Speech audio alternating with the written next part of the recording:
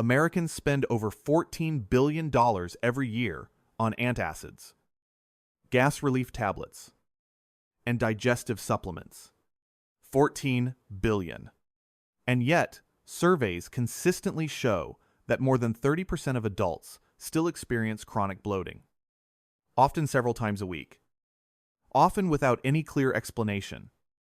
Here's the irony. The plants with the most consistent, scientifically credible results for bloating and digestive discomfort aren't sitting behind a pharmacy counter. Most of them are growing in gardens, drying in spice drawers, or sitting in grocery store produce sections right now. They were there 4,000 years ago when Egyptian physicians were cataloging them on papyrus. They were there when Ayurvedic healers in the Indus Valley mapped the relationship between digestion and vitality. And they are still here.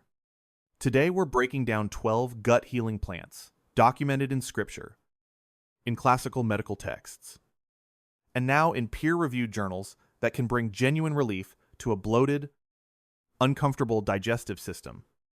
Pay close attention to number 1. It's a plant that most people in this audience have eaten regularly for years, probably without knowing that the part most people discard is where the most powerful gut compound actually concentrates. And stay with us for number 7. There's a story hidden inside that entry, a story of physical collapse in the Judean wilderness, of a man who walked 40 days after eating a single meal that turns out to be one of the most remarkable physiological accounts of gut restoration in any ancient text. It will change how you think about this plant completely. Let's begin. Number 12. Peppermint, the oldest bloat remedy, and the one preparation most people get wrong. Peppermint is the plant that almost everyone has reached for after a heavy meal. Ancient Egyptians dried it and used it as both food and medicine. Greek and Roman physicians cataloged it specifically as a digestive aid. In Hebrew texts, mint appears among the plants tithed by the Pharisees, mentioned in Matthew 23:23, alongside dill and cumin, which tells us something important. This was not an exotic remedy. This was a household staple considered valuable enough to offer as a temple tax. The consistency of peppermint's use across Egyptian, Greek, Roman, Hebrew, and later European traditions is itself a form of evidence. Independent civilizations with no communication reaching the same conclusion about the same plant for the same purpose. That kind of convergence doesn't happen by accident. Modern research has confirmed the mechanism with precision. Menthol, peppermint's primary active compound, acts as a natural antispasmodic on the smooth muscle lining the digestive tract. Bloating, researchers now understand, is very often a muscle problem before it's a food problem. When the gut's smooth muscle tenses from stress, from overeating, from food intolerance, gas becomes trapped rather than moving through. Menthol selectively activates calcium channels in that smooth muscle, forcing it to relax. Clinical trials using enteric-coated peppermint oil capsules, which bypass the stomach and release the compound directly in the lower intestine, have shown statistically significant reductions in bloating and cramping in people with irritable bowel syndrome. With results researchers consider worth investigating at larger scale. Here's the preparation detail that matters and that most people miss entirely. Standard peppermint tea, brewed with boiling water, drives off a significant portion of menthol through evaporation before you drink it. The traditional Bedouin preparation and the method that modern herbalists have returned to is to cover the tea while it steeps. A lid on the cup. 10 minutes. Covered. That simple step preserves the volatile oils that would otherwise escape in the steam. The tea should taste noticeably sharper, almost cooling even when warm. That sensation is the menthol concentration you're after. The ancient world didn't have chemistry to explain why covering preserved potency. They had careful observation across generations. The result was the same. Number 11. Fennel, the seed that multiple civilizations built into their meal-ending rituals. Walk into almost any Indian restaurant and you'll find a small dish of fennel seeds by the door. It isn't decoration, and it isn't merely a breath freshener. It's a digestive ritual stretching back thousands of years. But fennel's story is broader than any single culture. In ancient Rome, gladiators were given fennel in their rations, valued for both stamina and digestion. In ancient Egypt, fennel was found among the plants in Tutankhamun's tomb, placed there for reasons scholars still debate, but which certainly included its medicinal reputation. In the Hebrew Bible, fennel's cousin, dill, appears in the same tithe passage as mint grouped among plants of recognized value, and across medieval Europe. Fennel was hung above doorways on Midsummer's Eve, specifically to protect against digestive illness. The botanical name, Phoeniculum, derives from the Latin word for hay, but the plant's identity in human culture was always as a digestive ally. The active compound doing this work is anethole, a volatile oil that relaxes the smooth muscle of the digestive tract and simultaneously breaks apart gas bubbles, helping them pass rather than pooling and stretching the stomach wall. That dual-action antispasmodic plus carminative is part of why fennel has such a fast reputation. Studies on fennel extract have shown measurable reductions in bloating and abdominal discomfort within 15 to 20 minutes of consumption, which aligns with what traditional practitioners have observed for centuries. There is a preparation nuance here that most people overlook. Whole fennel seeds, chewed slowly, release anethole gradually through contact with saliva, and the mechanical action of chewing itself stimulates digestive enzyme release. Crushed seeds steeped in hot water release anethole faster but deliver it all at once, for slow-building post-meal heaviness. Whole seeds, for acute cramping or gas that arrived quickly. The tea. The preparation choice tracks the symptom type, a distinction that ancient physicians understood intuitively and that modern gastroenterologists would recognize as sound. Number 10. Ginger, the 5,000-year-old gastric accelerant. Ginger appears in some of the oldest medical texts in human history. It is documented in Charaka Samhita, one of the foundational texts of Ayurvedic medicine, dated to approximately 600 BCE. It appears in Chinese medical records going back further still, and it is referenced in ancient Mesopotamian cuneiform tablets as a traded commodity, which tells us the ancient world valued it enough to build trade networks around it. In terms of gut physiology, ginger's primary mechanism is gastric acceleration. It speeds up gastric emptying, the rate at which food moves out of the stomach and into the small intestine. This matters more than most people realize.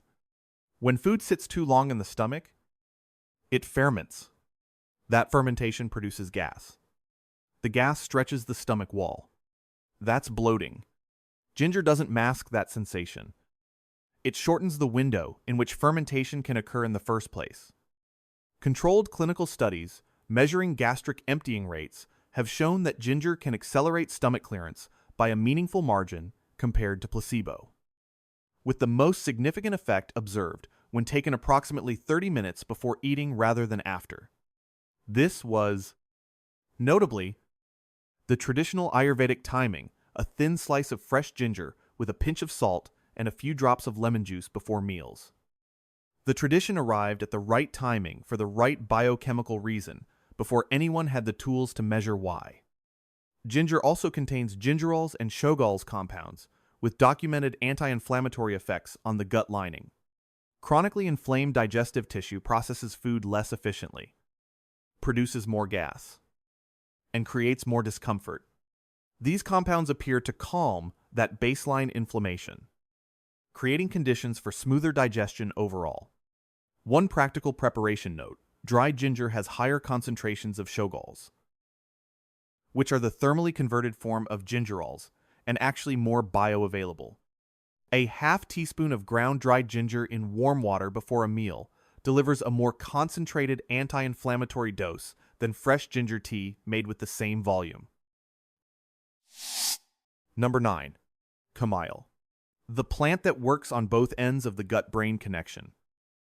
Chamomile appears in ancient Egyptian medical texts as a plant dedicated to the sun god Ra, valued for its healing properties across both physical and spiritual domains.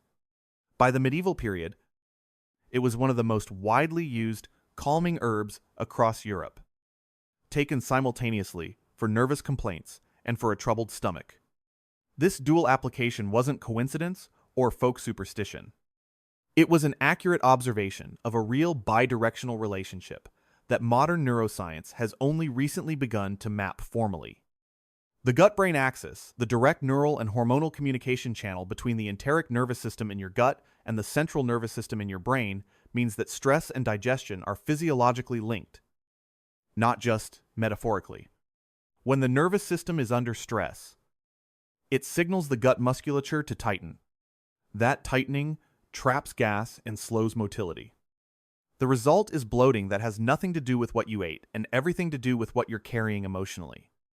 Chamomile's active compound, epigenin, binds to GABA receptors in the brain, the same receptors targeted by anti-anxiety medications, though with far milder effect. This mild calming signal reduces the nervous system's tension output to the gut, allowing the digestive muscles to relax. Simultaneously, chamomile has direct antispasmodic properties on the gut wall itself, independent of the nervous system pathway.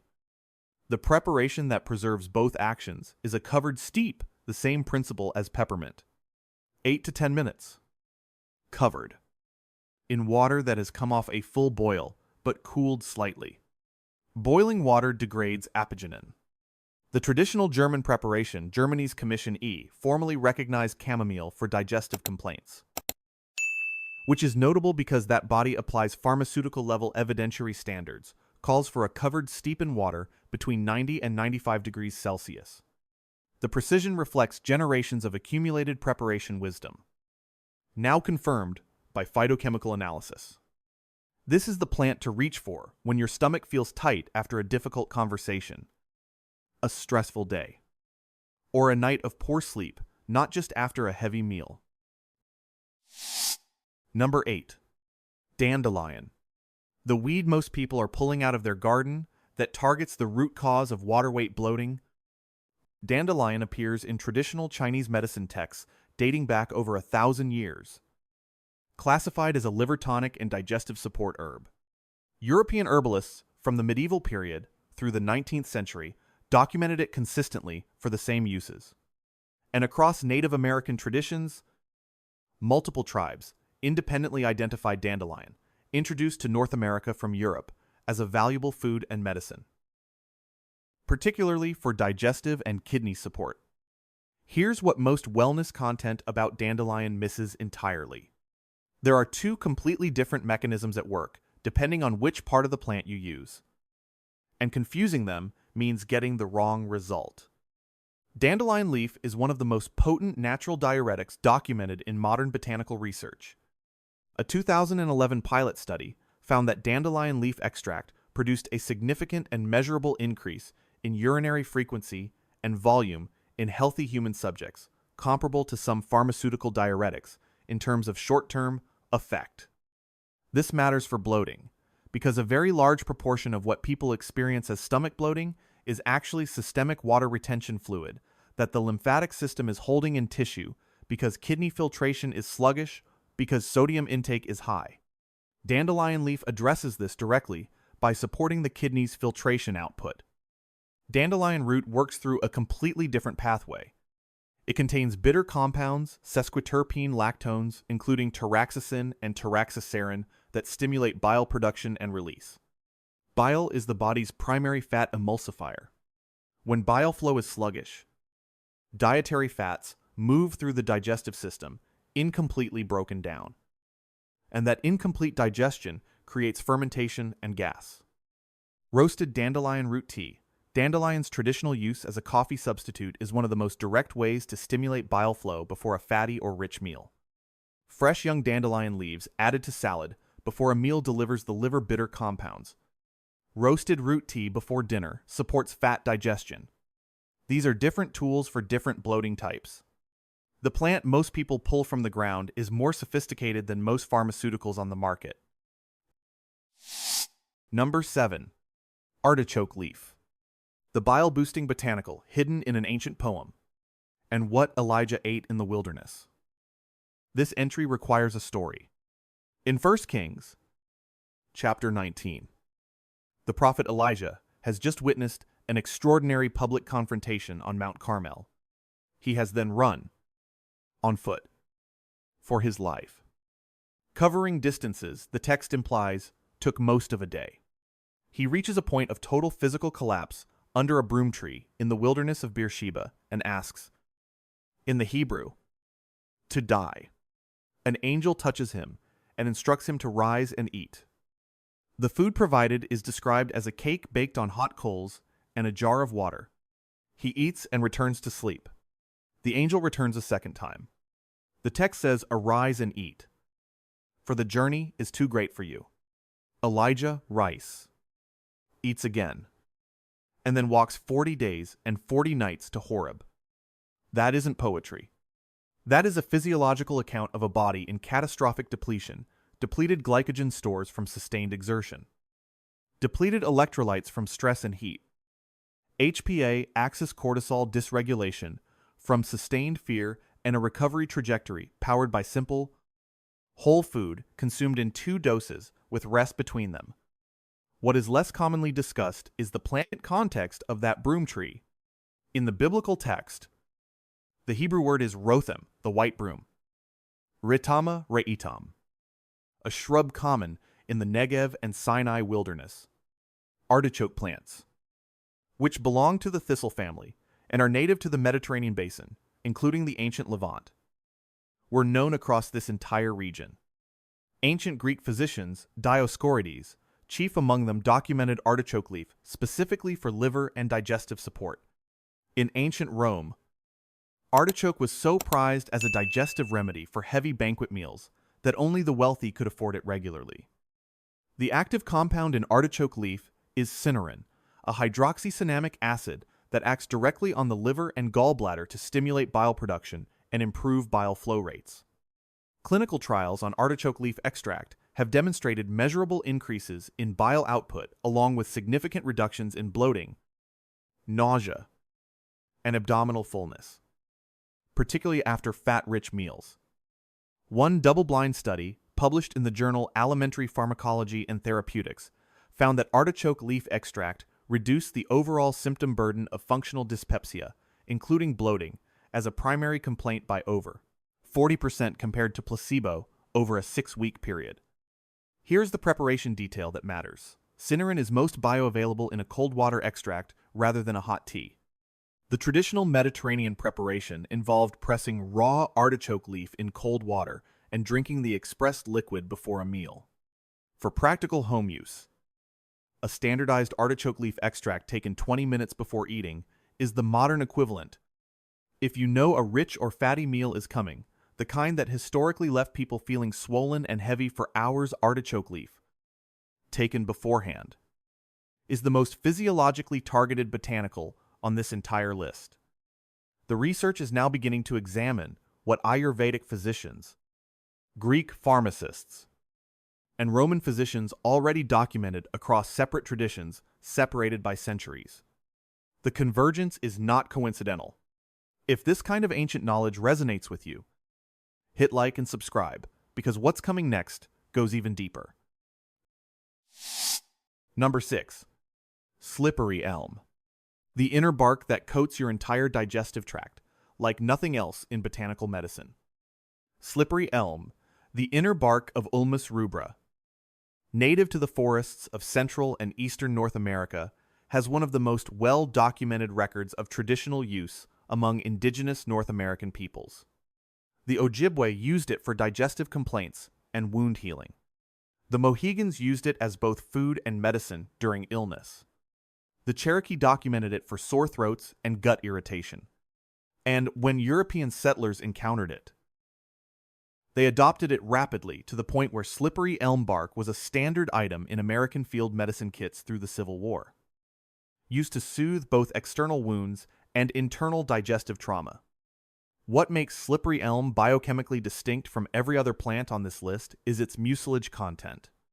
When the dried, powdered inner bark contacts water, it undergoes hydration and forms a thick, slightly viscous gel polysaccharide chains, absorbing water and expanding.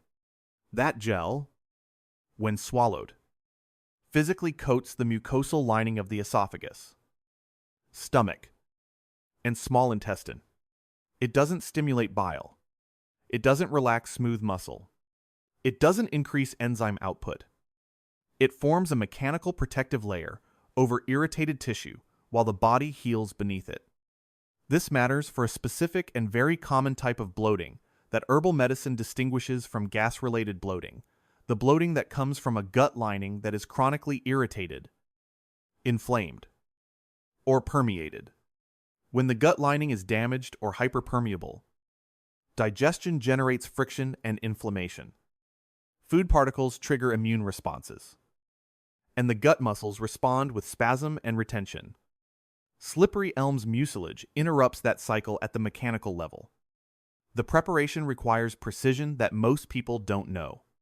Mix 1 level teaspoon of slippery elm powder into 2 ounces of room temperature water first, stirring until the gel begins to form.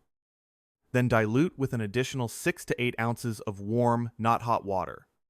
Heat above approximately 60 degrees Celsius begins degrading the mucilage polysaccharides before they can reach the gut intact.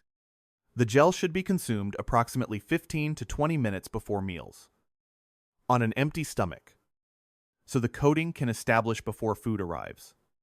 It tastes mild, slightly sweet, with a texture like thin oatmeal. The FDA has recognized slippery elm as a safe and effective oral demulcent, a rare acknowledgement of a traditional botanical remedy using pharmaceutical-grade evidentiary language. Number 5. Marshmallow root. The cold infusion healer that ancient physicians used before modern medicine had a word for mucosal integrity. Marshmallow root Althea officinalis appears in Greek medical texts as a plant used to soothe inflamed tissues throughout the body. Hippocrates recommended it. Dioscorides cataloged its specific uses in De Materia Medica, the foundational pharmacological reference of the ancient world. An Egyptian medical papyri reference a plant consistent with marshmallow, a low-growing, mucilage-producing herb used for digestive and throat complaints. The name itself carries the botanical history. The word marshmallow comes from the Old English mersmeal we marshmallow, describing where the plant grows. The sugary confection borrowed its name from the plant's original use. The root was once boiled, its mucilage extracted, and that sticky substance was whipped with egg whites and sugar to create the original marshmallow candy, used medicinally for sore throats and stomach complaints. Every campfire marshmallow is a ghost of an ancient medicinal preparation. Marshmallow root's mucilage, a polysaccharide structure with rhamnogalacturonin at its core, has been shown in laboratory studies to adhere to the mucosal lining of the digestive tract and reduce inflammation markers in irritated tissue. Like slippery elm, it works through physical coating rather than biochemical signaling. But marshmallow root also demonstrates a mild effect on mucus production along the gut lining, stimulating the goblet cells that secrete the protective mucus layer. This means it doesn't only coat from outside, it may support the gut's own ability to maintain its protective barrier from within. The critical preparation note: marshmallow root should never be steeped in hot water. Heat hydrolyzes the polysaccharide chains, breaking the mucilage into smaller fragments that lose their coating capacity. The correct preparation is a cold infusion: 1 tablespoon of dried marshmallow root in 8 ounces of cold water, left covered at room temperature for 8 hours minimum, or overnight. Strain and drink the resulting slightly viscous liquid in the morning on an empty stomach. The texture is subtler than slippery elm, almost imperceptibly silky.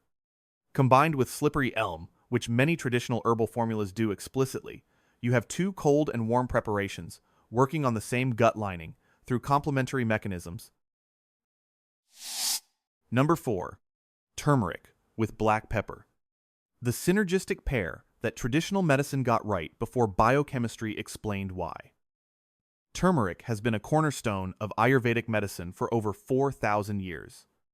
In the ancient Vedic texts, it appears under the Sanskrit name Haridra, classified as a digestive, anti-inflammatory, and purifying agent.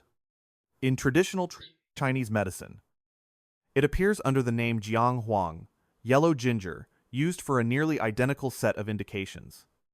And in the medieval Arab medical tradition, as transmitted through Ibn Sina's Canon of Medicine. Turmeric is recommended for digestive complaints and liver support. 3 independent medical traditions on 3 separate continents arriving at the same plant for overlapping purposes.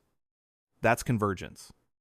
Curcumin turmeric's primary polyphenol is one of the most extensively studied phytochemicals in modern nutritional science. Its anti-inflammatory mechanisms are well documented. It inhibits NF-kappa B signaling, one of the central regulatory pathways for inflammatory response throughout the body, including in the gut lining. Chronic low-grade inflammation along the digestive mucosa slows motility, disrupts the microbiome balance, and increases fermentative gas production. Curcumin appears to reduce that baseline inflammatory load, returning the gut to more efficient function. Here is the biochemical detail that every ancient culinary tradition already knew without the language to describe it. Curcumin on its own has roughly 5% oral bioavailability. The vast majority is not absorbed and passes through unused piperine, the alkaloid that makes black pepper pungent, inhibits the intestinal enzyme that metabolizes curcumin before it can be absorbed, and simultaneously enhances intestinal wall permeability for curcumin uptake. The combination increases curcumin bioavailability by approximately 2,000%. One study published in Planta Medica demonstrated this effect specifically. Every traditional Ayurvedic golden milk preparation, turmeric, black pepper, warm milk or water, a fat such as ghee contains all 3 bioavailability enhancers. The fat matters because curcumin is fat-soluble. It dissolves in lipid before crossing the intestinal wall. The pepper provides piperine. The combination is not accident or flavor preference. It is accumulated functional wisdom, refined over generations of observation. The biochemistry arrived 4,000 years after the recipe. To prepare 1 teaspoon of turmeric powder, 1/4 teaspoon of freshly ground black pepper, 1 teaspoon of coconut oil or ghee, whisked into warm, not boiling water or unsweetened plant milk. The fat should be visible as tiny suspended droplets, not fully emulsified. Drink it before a meal. Number 3. Licorice root DGL form. The 3,000-year-old stomach lining protector that modern medicine reinvented under a different name. Licorice root appears in ancient Chinese medical texts under the name ganka, sweet herb, classified as a harmonizing tonic that modulates the effects of other herbs in a formula. It appears in Egyptian papyri as a remedy for digestive complaints and chest discomfort. It appears in ancient Greek and Roman pharmacopoeia. And it appears in traditional Ayurvedic texts under the name Yashtimadu honey stick, used specifically for protecting the mucosal lining of the stomach. The consistent thread across these traditions is protection of internal tissue, not stimulation, not calming, protection. That specificity is remarkable.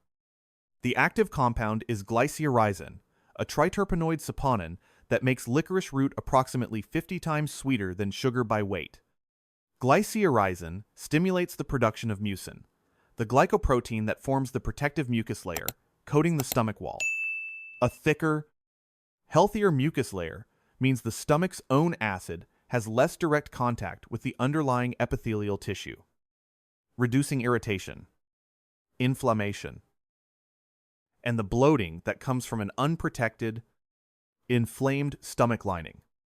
The DGL form deglycyrrhizinated licorice, from which the glycyrrhizin has been removed, eliminates the blood pressure elevating effects associated with long-term whole licorice use, while preserving the mucus-stimulating properties. Research on DGL licorice has compared its effectiveness for stomach lining support to conventional antacid approaches, with results that a number of gastroenterologists have found worth examining in larger trials. The traditional preparation, chewing the dried root or drinking a tea made from it, delivers whole licorice, including glycyrrhizin. This is appropriate for short-term use of a few weeks. For regular ongoing support, DGL chewable tablets taken 20 minutes before meals are the safer modern preparation, combining traditional timing with a form that removes the long-term risk. For bloating that arrives with a burning or raw sensation in the upper stomach, specifically suggesting irritation at the mucosal level rather than simply trapped gas, this is the most targeted plant on the list. Number 2. Cabbage. The overlooked vegetable with a mid-20th century medical study that stunned physicians, and a compound that most people have never heard of. Cabbage is one of the oldest cultivated vegetables in human history. It appears in ancient Greek and Roman agricultural records as both food and medicine. Cato, the elder Roman senator, writer, and farmer praised cabbage extensively in De Agricultura, his agricultural manual, specifically for its digestive and restorative properties. In traditional Korean and Chinese culinary medicine, fermented cabbage, kimchi, and pao sie, respectively, has been a daily digestive aid for centuries. And in traditional European folk medicine, raw cabbage leaves were applied both externally to inflamed joints and consumed internally for stomach complaints. The compound that elevates cabbage from ordinary vegetable to genuine gut medicine is methylmethionine sulfonium, designated by chemists in the mid-20th century as vitamin U, though it is not technically a vitamin in the classical sense. In the early 1950s, Dr.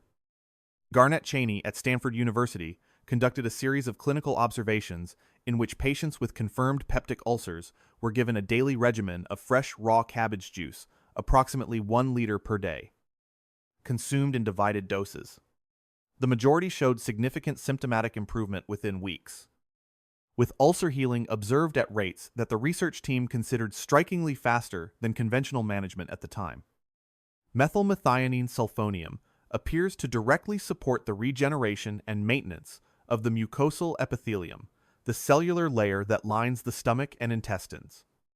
When that cellular layer is healthy and intact, the gut lining can defend itself against acid, bacteria, and mechanical stress. When it's compromised, every digestive process becomes a source of irritation and inflammation. And the result is the chronic low-grade bloating that no amount of gas remedies fully resolves. Here is the preparation detail that makes the difference. Methylmethionine sulfonium is heat-sensitive and largely destroyed above 60 degrees Celsius. Raw juice, not cooked cabbage, delivers the compound intact. A practical daily protocol drawn from both Cheney's research and traditional preparation: 4 to 6 ounces of fresh raw cabbage juice, juiced or blended with a small amount of cold water, and strained consumed on an empty stomach in the morning. The taste is sharp and grassy. A small amount of fresh celery juice can be added for palatability without significantly diluting the active compound.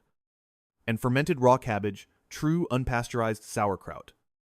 Not the pasteurized jarred variety most grocery stores sell, delivers beneficial lactobacillus species alongside the methylmethionine sulfonium that survives the fermentation process at lower concentrations. A tablespoon with each meal. Taken from a jar, kept refrigerated. Not shelf-stable. Is one of the simplest daily gut lining support habits available. Number 1. Papaya. The tropical fruit with a proteolytic enzyme, more concentrated in the leaf than in the fruit, and a pre-Columbian digestive tradition that mapped its mechanism correctly. Most people know papaya as a sweet tropical fruit. Some people know that it's good for digestion. Almost nobody knows that the part of the papaya plant with the highest concentration of the gut-healing enzyme is the part most people never eat, and that traditional healers across Central America, Southeast Asia, and West Africa identified this correctly hundreds of years before enzyme biochemistry existed. Papain, a cysteine protease enzyme found throughout the papaya plant, is what gives this fruit its distinctive ability to tenderize meat when applied to its surface.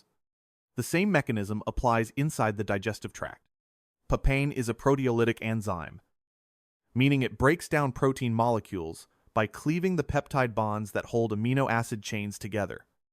When protein digestion in the stomach and small intestine is incomplete, which occurs routinely with aging, as stomach acid production naturally declines, and with overeating. When enzyme capacity is exceeded, undigested protein travels into the large intestine, where it undergoes fermentation by gut bacteria. That fermentation produces hydrogen sulfide, methane, and carbon dioxide. That's the gas. That's the bloating. Papain directly addresses the mechanical root of protein-related bloating by supplying proteolytic capacity the digestive system wasn't producing sufficiently on its own. Here is the information that even most nutrition-educated people don't know. Papain concentration in ripe papaya fruit is meaningful but moderate. In fresh, green, unripe papaya, it is significantly higher. The enzyme is produced as the fruit develops before ripening. And in papaya leaf, the large, deeply lobed leaves of the tree that most people never consider consuming it is higher still. Maya traditional healers used papaya leaf preparations specifically for heaviness and discomfort after protein-rich meals. Across Southeast Asia, Thailand, the Philippines, Indonesia, dried papaya leaf tea is an established traditional digestive remedy. West African traditional medicine documented the leaf independently. 3 widely separated civilizations with no contact with each other, all converging on the same part of the same plant. That is the pattern worth noticing. Papain is deactivated by heat above approximately 65 degrees Celsius, which means that cooking fresh papaya or brewing papaya leaf tea with boiling water substantially reduces enzyme activity. The optimal preparation: fresh ripe papaya consumed at room temperature after a protein-rich meal. Approximately 2 cups of the fruit. For concentrated enzyme support, particularly useful for older adults whose stomach acid and protease output has naturally decreased, a cold or warm, not hot papaya leaf tea, steeped in water below 70 degrees Celsius for 15 minutes from dried leaf, is the most traditional, concentrated preparation. The taste is bitter and grassy and best consumed in small amounts, 4 to 6 ounces of the steeped tea after eating. 1 tablespoon of raw, unrefined papaya seed. The small black seeds at the center of the fruit that almost everyone discards contains compounds, including carpane and benzyl isothiocyanate, that researchers have found have antimicrobial effects on certain gut peace pathogens that disrupt the microbiome and increase fermentative gas production. The seeds taste sharply peppery and can be swallowed whole or chewed. Traditional preparations in the Caribbean and Central America routinely incorporated the seeds. They were not discarded. They were the medicine. Here is the principle that runs through every plant on this list, and it is the thing I most want you to walk away with today. Every one of these 12 plants: peppermint, fennel, ginger, chamomile, dandelion, artichoke leaf, slippery elm, marshmallow root, turmeric, licorice root, cabbage. Papaya contains its active compounds in a form that is heat-sensitive, or enzyme-sensitive, or dependent on specific preparation timing to deliver what the plant actually offers. Boiling water destroys marshmallow root's mucilage. Heat above 60 degrees inactivates papain. Glycyrrhizin survives processing, but the gut-protective form of it requires specific preparation decisions. Curcumin requires fat and pepper to be absorbed at all. This is the quiet catastrophe of industrial food processing, and it is not primarily about additives. It is about temperature, high heat pasteurization, shelf stabilization, industrial extraction. These processes optimize for shelf life, not bioactive integrity. Pasteurized sauerkraut delivers almost none of the lactobacillus that makes raw sauerkraut medicinal. A peppermint tea bag, steeped uncovered for 2 minutes in boiling water, delivers a fraction of the menthol that a covered 10-minute steep in water slightly off the boil would provide. The ancient preparation methods: cold infusions. covered steeps. Raw consumption. Fermentation weren't primitive. They were precise. Generations of careful observation about what produced results and what didn't, transmitted through practice rather than text. Modern nutritional science is still documenting why they worked. Every civilization that used these plants got the mechanism right without the language to describe it. They didn't know what cynarin was. They knew what happened when you prepared the plant correctly and used it at the right time. The question worth sitting with: what else did traditional food preparation intuitively preserve in fermentation? In slow cooking. In whole food combinations that industrial processing discarded as inconvenient. That's a question worth exploring. And it's what we do on this channel every week. If this video shifted the way you think about your digestion, hit the like button and share it with someone who has been reaching for the wrong remedies. Subscribe and hit the bell so you don't miss what's coming. And drop a comment below telling me which of these 12 plants surprised you the most, or which one you're planning to try first. I read every one. The plants that healed people 4,000 years ago are still here. The preparation wisdom is still recoverable. And your gut, given the right support in the right form, is more capable of healing than the modern supplement industry would ever benefit from you knowing